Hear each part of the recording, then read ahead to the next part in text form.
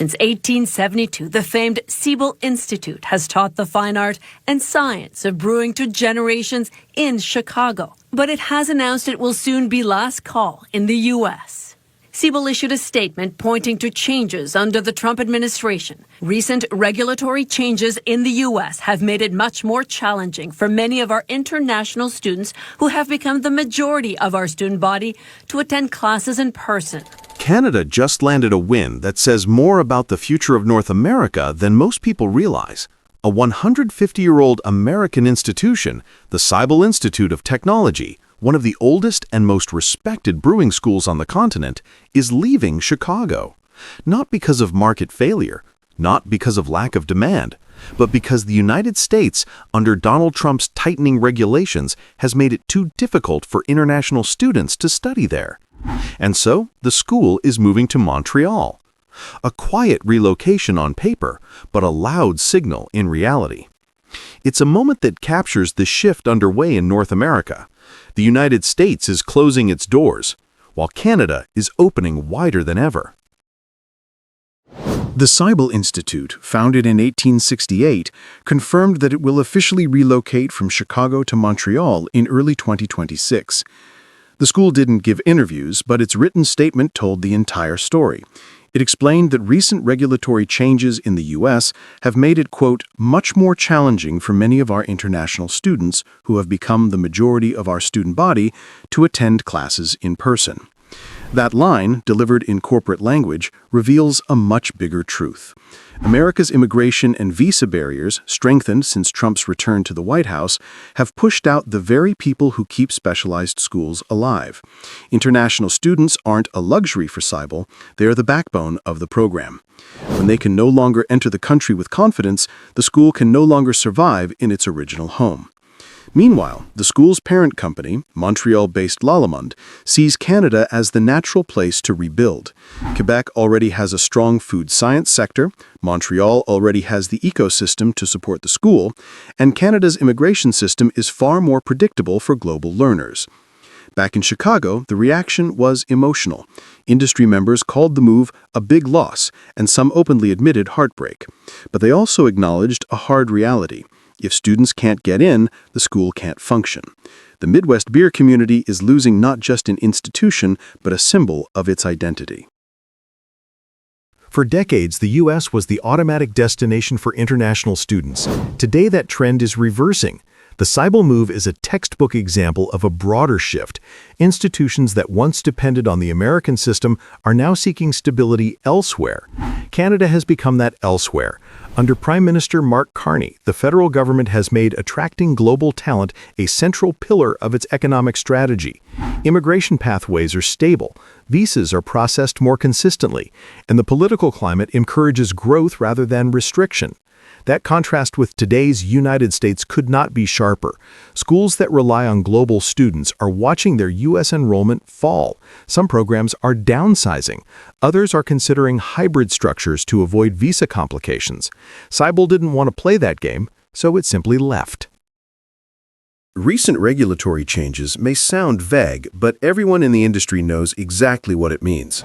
Since Trump returned to office in 2025, new rules around student visas, work-study permits, and short-term training programs have made it significantly harder for international students to enter the U.S.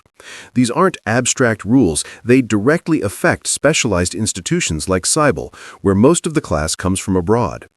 Instead of adjusting, Siebel opted out. Its leadership decided the regulatory climate wasn't worth a fight. In the simplest terms, Trump's policies didn't protect American institutions, they pushed them out. The loss of Siebel isn't just administrative. It's symbolic. Chicago has long been a powerhouse in the craft beer world, and Siebel has been part of that identity for generations. Losing the oldest brewing school in the United States because the country can't welcome its own students is a blow to America's cultural soft power. This is about more than brewing. It's about what an open society can attract and what a closed one drives away. When a heritage institution leaves because the environment has become too restrictive, it signals a deeper structural problem. While the U.S. is losing a legacy institution, Quebec is gaining a new strategic asset. Montreal is already home to Lallemande, a global leader in fermentation and food science. The province has a vibrant craft beer sector, strong culinary innovation, and a growing academic ecosystem around food technology. The move instantly elevates Montreal's status in the global brewing landscape. Industry leaders in Quebec have already said the relocation will put Montreal, Quebec on the map for that knowledge. That's not exaggeration, it's reality. The school will bring students, specialized instructors, and research capacity directly into Quebec's hands. At a time when Carney is pushing Canada to diversify away from U.S. economic dependency, the symbolism couldn't be clearer. Even America's cultural institutions are starting to drift north. The U.S. won't openly acknowledge the deeper meaning of Cybel's move, but the implications are undeniable. It signals that America is no longer the default destination for global talent, and that Canada is emerging as the safer, more stable choice. Carney's strategy has been to position Canada as a hub of skilled immigration, academic excellence, and industry diversification. Cybel's decision aligns perfectly with that vision. While Trump tightens the borders, Canada becomes the magnet for the institutions that still want to think globally. This is how geopolitical shifts actually happen, not through dramatic speeches, but through hundreds of decisions made by organizations seeking stability. Cybel didn't announce a political statement, but its decision functions like one. Montreal becomes the beneficiary, Chicago becomes the cautionary tale. On the surface, this might look like a niche story about brewing, but the deeper narrative is about competition, identity, and the future of North America. Trump's restrictive regulatory climate has driven out a 150-year-old institution that helped define American craft beer. Canada didn't steal it, America pushed it away. And now Montreal, not Chicago, will be training the next generation of brewers. That's the shift. That's the headline. That's the new reality. What do you think? If this is what happens in specialized training today, what will happen when larger institutions, universities, hospitals, research centers begin making the same calculation? That approval rating for the president, it is at a low point of his second term. The president appears to be getting into the kind of territory that's generally very dangerous for a president looking forward to the midterm elections. Trump's defeat didn't arrive in one sudden moment. Instead, it unfolded across three fronts: on the global stage, inside the halls of Congress, and finally at the United States Supreme Court. It began at the APEC summit in South Korea, where Prime Minister Mark Carney made it clear that Canada would not quietly accept Washington's tariff aggression. It continued when members of Congress, both Republican and Democrat, openly challenged Trump's escalating trade war. And it culminated when Supreme Court justices questioned whether Trump ever had the legal authority to impose those sweeping emergency tariffs in the first place. Taken together, these events form a rare alignment, a moment when Trump's political strength weakens just as Canada steps into a period of renewed confidence and ambition. In other words, Trump's triple defeat opens a window that Canada has not seen in years. The sequence began in late October at the APEC summit in Gyeongju, South Korea. While President Trump arrived with pressure tactics and tariff threats, Carney arrived with poise, intention, and a strategic message. Canada will diversify, Canada will build, and Canada will no longer rely on a single partner for its prosperity. His meetings with President Xi Jinping of China and leaders across Asia signaled a serious shift. Carney spoke about hinge moments in history, moments where nations either rise to shape their future or fall behind, waiting for others to decide it for them. He then unveiled a plan rooted in confidence and urgency, a $1 trillion investment blueprint to rebuild Canadian infrastructure, expand clean energy, accelerate housing construction, and push Canada into the ranks of global middle power leadership. Soon after APEC, attention turned back to Washington, where Trump faced something he rarely experiences: bipartisan resistance. Senators from both parties warned that Trump's tariff campaign was raising prices for American families, damaging cross-border supply chains, and hurting U.S. farmers who depend on access to the Canadian market. For the first time in Trump's second term, lawmakers publicly questioned whether his tariff-first approach was sustainable or even economically defensible. It's a congressional power, not a presidential power, to tax. And you want to say tariffs are not taxes, but that's exactly what they are. They're generating money from American citizens, revenue. This political shift didn't eliminate Trump's policies overnight, but it weakened the foundation that allowed him to pressure allies. When Congress begins to distance itself from the White House, the leverage that once made Washington intimidating becomes far less reliable. And then came the most dramatic development of all. On November 5, 2025, the U.S. Supreme Court heard arguments on whether President Trump could legally impose tariffs using the 1977 International Emergency Economic Powers Act. Almost immediately, justices on both ideological sides pressed the Trump administration's lawyer on the limits of presidential power. Justice Sotomayor emphasized that taxing authority belongs to Congress, not the president. Chief Justice Roberts questioned why the statute did not actually mention tariffs. Justice Gorsuch warned that once Congress hands power to the president without limits, it becomes a one-way ratchet that Congress can never reverse. Those comments exposed a deep skepticism that cuts across the ideological divide and signaled that Trump's emergency tariff authority, the very tool he used against Canada, may soon be invalidated. If the court rules against Trump, his signature trade weapon disappears, and for Canada, the balance of power shifts. If Trump loses the Supreme Court case, his most powerful economic instrument becomes unusable. Not only would ongoing tariffs face legal scrutiny, but any future attempt to target Canada with sudden unilateral tariff hikes would require congressional approval, which is far less likely given the political opposition already forming. For Canada, this legal constraint provides breathing room. It reduces uncertainty around cross-border trade, reassures investors, and strengthens Canada's position in negotiations. A presidency accustomed to acting alone would suddenly confront institutional limits. Congress pushing back against Trump is not just a political story, it's a structural shift. When lawmakers argue that tariffs hurt Americans more than they help, the political incentive to maintain a tariff war collapses. And when both parties arrive at that conclusion at the same time, any attempt by the White House to escalate becomes riskier. This moment gives Canada something it hasn't had in years, a divided Washington. A divided Washington is less capable of shaping Canadian industries, less aggressive in imposing economic punishment, and far more constrained in its ability to dictate the terms of North American trade. Canada now has the space to pursue its own strategy, and Carney is using that space with precision. The timing could not be more important. As Washington's institutions question Trump's authority, Carney is presenting Canada's boldest economic plan in a generation.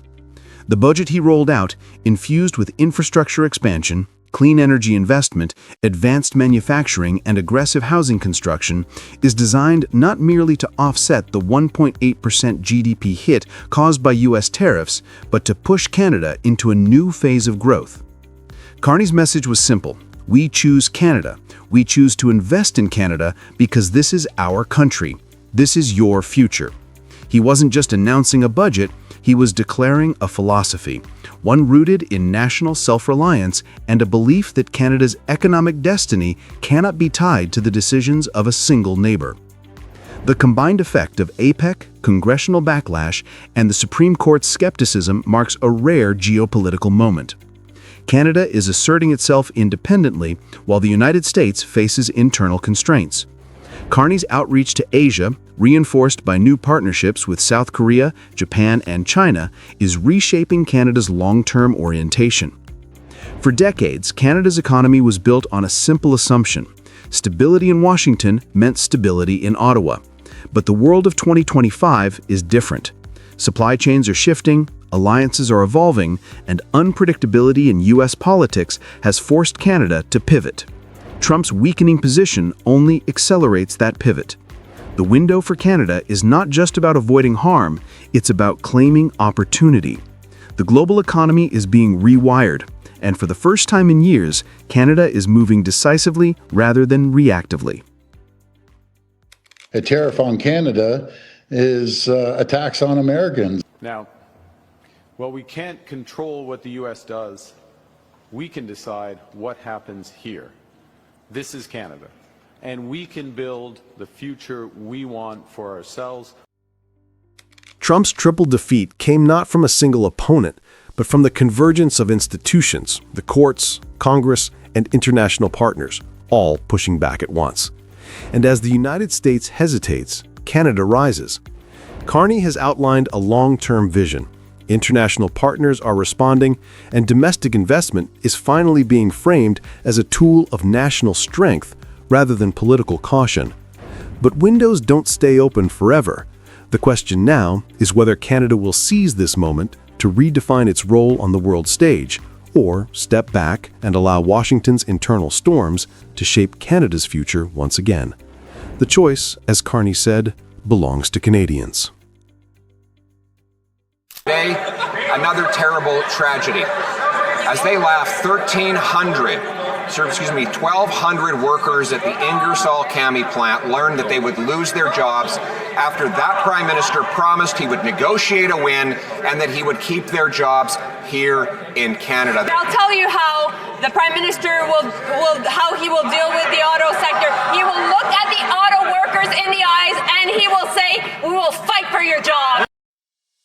Across Ontario, the sound of silence has replaced the rhythm of machines. At General Motors' Cami plant in Ingersoll, more than 1,200 workers learned their electric van line would shut down, just days after Stellantis moved its Jeep Compass production from Brampton to Illinois. Together, those decisions erased over 4,000 Canadian jobs in less than 2 weeks. What had long been the heartbeat of Canada's industrial identity now feels like a symbol of loss and uncertainty. That shock quickly spilled into Parliament. The chamber turned into a political crossfire as opposition leader Pierre Poilievre accused the government of betraying workers and wasting billions in subsidies that failed to protect Canadian jobs. His words echoed the frustration felt in auto towns across the province. But Industry Minister Mélanie Joly rose to answer, calm yet defiant, promising that Ottawa was already meeting with GM's leadership, Unifor representatives, and Ontario Premier Doug Ford to form a national response group. Her vow was simple: Canada will fight for these jobs. That exchange captured more than politics. It was a snapshot of a country wrestling with its industrial pride, the belief that Canadian workers could compete and thrive in a continental system that once felt unbreakable. Yet now, with assembly lines going dark, Canadians are asking a painful question. Who still controls the future of North America's auto industry, and how much of it still belongs to Canada? We're negotiating back in Washington, but also, this is important to say that I met this morning with the Canadian CEO of GM. I was in conversation with the head of the labor union of Unifor, and I also talked to Doug Ford, and I talked to Vic Fideli. And you know what? We're putting in place a response group. We will make sure that we fight for these jobs. The parliamentary clash centered squarely on General Motors and the shock at Ingersoll. Opposition leader Pierre Poilievre pressed the government on why more than 1,200 GM workers were being left without a line to build, accusing Ottawa of failing to shield families whose paychecks depended on the Cami plant. He framed the moment as proof that the government's support for the auto sector had not translated into concrete protection for Ingersoll. Industry Minister Mélanie Joly kept the focus on GM. She outlined back-to-back calls with the company's Canadian leadership, coordination with Unifor, and direct talks with Ontario's Premier and economic ministers. The immediate objective, she said, was practical and urgent: secure a replacement model for Cami so that Ingersoll keeps its skilled workforce employed rather than losing it to attrition. Only after anchoring the debate in GM did the conversation widen. Stellantis surfaced as context, a reminder that the Brampton hit had come just days earlier and deepened the sense of vulnerability across Ontario's auto belt. Poilievre pointed to the multi-billion-dollar support for Stellantis as evidence that generous deals did not guarantee Canadian jobs. Joly countered by stressing enforcement and accountability while steering the chamber back to the task at hand, stabilizing GM's footprint and preventing further job erosion at CAMI. By the end of the exchange, the lines were clear. The opposition demanded answers for the immediate loss at GM. The government presented a plan centered on Ingersoll: engage the company, mobilize the province, work with labor, and land a new model. For workers, the message mattered less than the outcome. What they needed was not another headline, but a path that keeps the lights on inside CAMI and preserves the skills that built Ontario's reputation in the first place. At first glance, Trump's auto push looked like a victory for his America First promise. Automakers announced investments worth billions across Illinois, Michigan, and Indiana. Stellantis alone committed $13 billion and 5,000 new American jobs. The headlines were exactly what the White House wanted. Factories returning home, a rebirth of U.S. manufacturing power. But behind those headlines, a different story was unfolding. North America's auto network had been built over decades of cross-border integration. Engines made in Ontario traveled to Michigan for assembly, then returned to Canada for final finishing. When that system was broken, efficiency crumbled. Suppliers faced shipping delays and shortages of critical parts.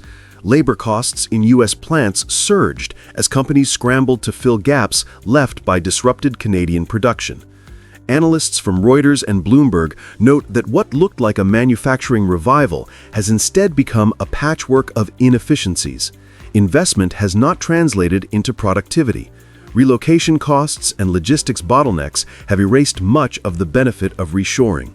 Even American plants now depend on Canadian suppliers that are scaling back, leaving the entire ecosystem strained. In Canada, the shock runs deep. Entire communities in Brampton, Ingersoll, and Oshawa feel the impact, not only in lost paychecks, but in the erosion of confidence that Canada can still build its own future. Economists say the region is not experiencing a renaissance of industry, but a redistribution of risk. Trump may have won a headline, but he lost an ecosystem. Our goal is to bring back a new model to Ingersoll, and we're on it. Thank you. In Ottawa, the Carney government has begun crafting what is now called the Team Canada Industrial Plan, a national strategy to protect manufacturing capacity and rebuild industrial confidence. The plan brings together federal and provincial leaders, labor unions, and private investors under a single mission: to keep Canada's productive core intact. Its first goal is to secure new production for the Ingersoll plant, keeping high-skilled jobs in Ontario.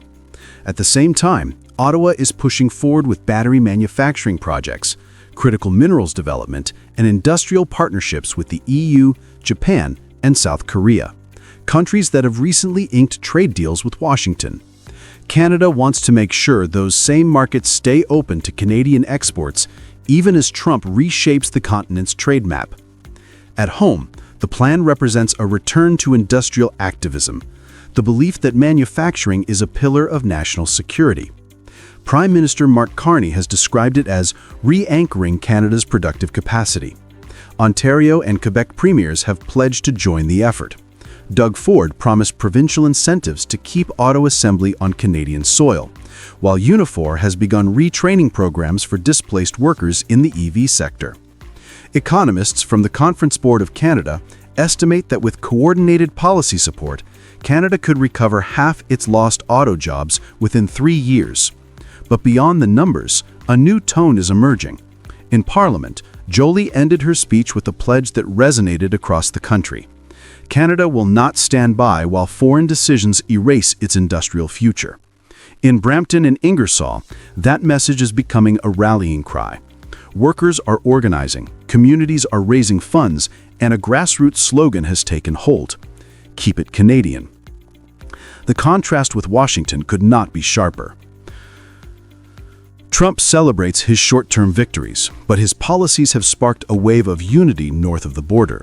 Canada is not retreating, it is reorganizing. Trump may build walls, but Canada is building something stronger: resilience.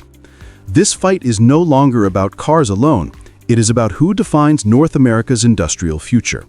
A United States acting alone, or a Canada determined to stand on its own feet. And for the families in Ingersoll and Brampton watching their assembly lines go dark, that determination means everything. Because in the battle for jobs and dignity, Canada's industrial heart is still very much alive. Canada could move $12 billion worth of food and beverage exports to non-U.S. markets, according to a new report by Farm Credit Canada. It's a strategy aimed at reducing our dependence on the U.S. market, which, as you know, remains strained. Canada has unveiled a new plan that changes the balance in North American trade. According to a report by Farm Credit Canada, the country could redirect up to $12 billion Canadian dollars worth of food and beverage exports away from the United States. For decades, American policymakers assumed that Canada's agricultural sector would remain tied to the U.S. market. Now, under the pressure of President Trump's reciprocal tariffs, Ottawa is moving in the opposite direction. What was designed as a tool to force Canada back to the table is instead driving one of the largest diversification efforts in Canadian history. The numbers matter, but the story behind them matters even more. It is a story of how trade pressure intended to tighten control is opening the door to greater independence. The report from Farm Credit Canada outlines three main areas of action. The first is expanding interprovincial trade inside Canada itself. More investment in moving food products across provinces can reduce reliance on the single north-south corridor that dominates today. The second is using the free trade agreements that Canada already has with Europe and Asia. Those agreements give Canadian producers preferential access and make them competitive in sectors like dairy, grains, and beverages. The third is finding entirely new global markets where processed foods and vegetable oils could be shipped. The scale of the problem is clear. In 2018, 67% of Canadian food and beverage exports went to the United States. By the end of 2023, that share had risen to 76%. Farm Credit Canada warns that such dependence makes the industry vulnerable to sudden shifts in policy. The new target is to bring the U.S. share closer to 50%. Processed foods are especially promising because they have longer shelf life and can travel further. Vegetable oils are another growth area, as demand is expanding in multiple regions. The underlying message is straightforward. The United States will remain the top market, but it can no longer be the only one. For Washington, this strategy carries real consequences. Analysts estimate that roughly 2.6 billion Canadian dollars, or nearly $2 billion US dollars, in current food and beverage exports could be shifted out of the American market. That means US importers may have to pay more to source the same goods from other countries. Depending on transport costs and availability, replacement could add $100 to $300 million in extra expenses each year. The overall scale is small compared with the $900 billion in annual two-way trade, but the symbolic impact is large. The deeper cost is political. America's tariffs were supposed to increase leverage over Ottawa. Instead, they are accelerating diversification. If Canada successfully builds durable supply routes to Europe and Asia, Washington will find it harder to use tariffs as a bargaining chip. For American consumers, the adjustment could mean higher prices for certain imported foods. For American farmers, the risk is that Canada becomes a stronger competitor in third markets where both countries are chasing the same demand. The effort to force Canada into line may end up reducing U.S. influence in the very sector it was trying to control. The lesson is visible in the numbers.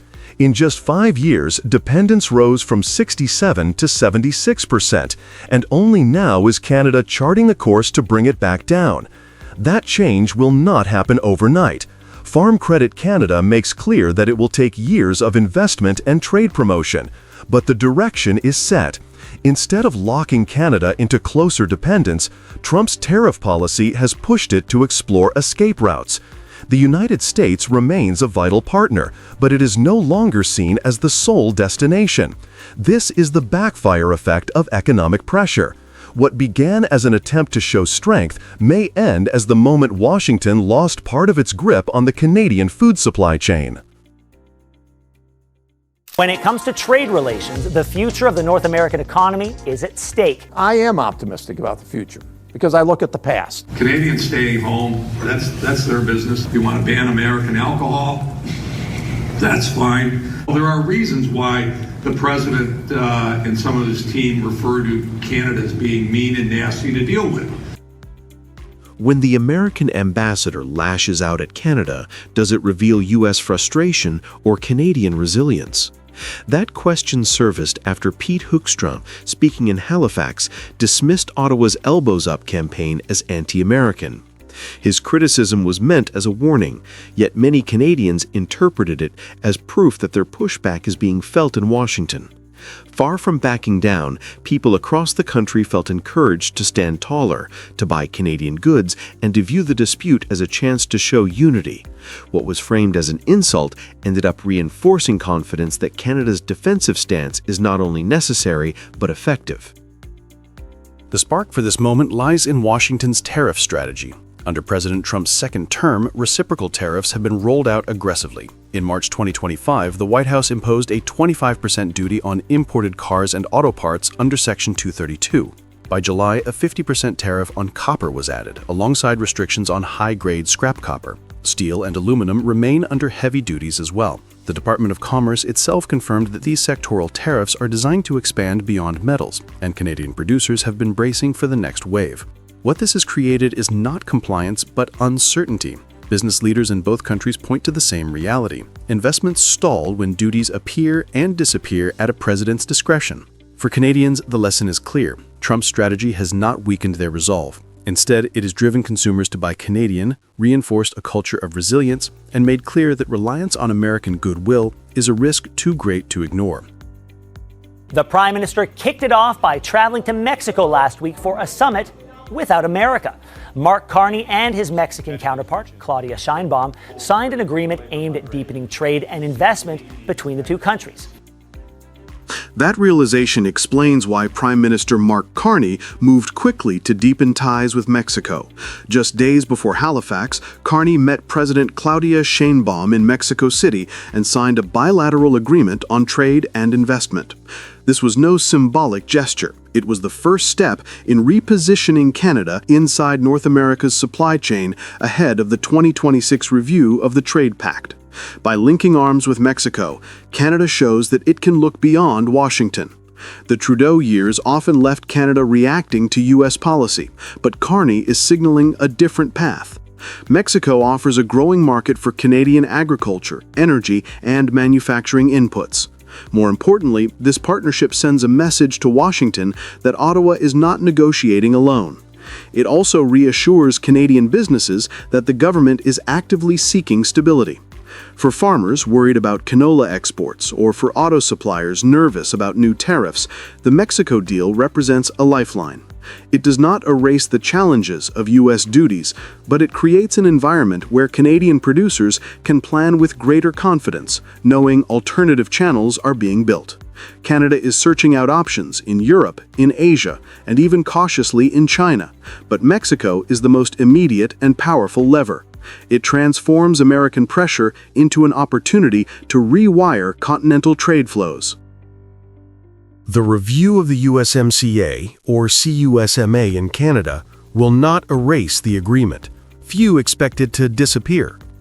What is far more likely is a tightening of rules of origin, making it harder for Canadian products to qualify for duty-free access. That prospect is serious, yet it does not erase the shift we are witnessing now. American frustration, voiced bluntly in Halifax, has not intimidated Canadians. Instead, it has accelerated their search for partners and renewed their confidence in standing firm. Tariffs that were meant to corner Canada have united its consumers, its industries, and its leaders. Trump may say he loves tariffs, but the more he leans on them, the more Canada looks outward and discovers new strength.